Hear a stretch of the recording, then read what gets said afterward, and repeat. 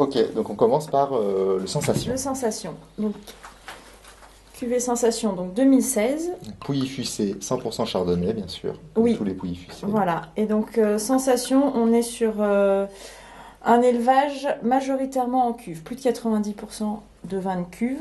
Voilà, c'est volontaire sur cette cuvée-là pour pas apporter d'arôme boisé. En 2016, on a une petite récolte, mais des grappes vraiment de belle qualité. D'accord.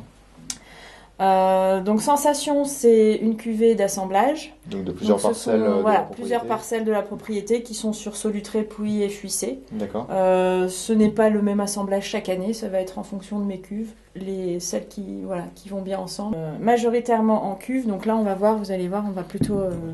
L'idée c'est d'avoir des déguster, choses assez fruitées, voilà, très ouais, équilibrées, qui sont avec plutôt de sur la le- rondeur, un petit peu d'acidité.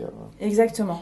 Dans ma façon de travailler, je veux toujours garder une bonne fraîcheur en bouche pour avoir des vins qui soient pas lourds, qui aient une bonne vivacité, pour pas qu'on s'en lasse. Et j'essaye toujours de garder un joli fruit.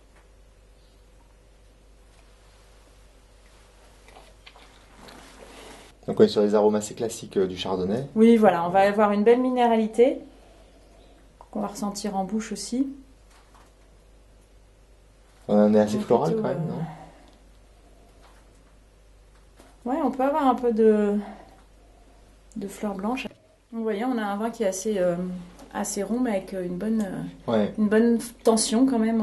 Alors par rapport au Nord-Bourgogne où j'étais hier, c'est vraiment des attaques qui sont Très beaucoup plus différentes. rondes, Ouais. avec un caractère un petit peu plus doux, un petit peu, il y a plus de sucrosité en bouche aussi. Et effectivement, toujours avec une petite pointe d'acidité qui revient, qui allège la finale, qui empêche le vin d'être trop lourd.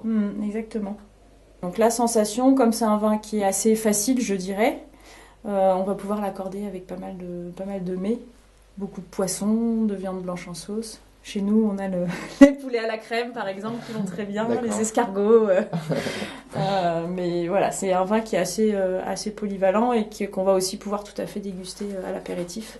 C'est un vin qui est déjà assez ouvert aujourd'hui, qu'on va pouvoir déguster dès maintenant et qu'on peut garder dans une bonne cave 5-6 ans sans problème. Ce sont des vins qui se gardent bien.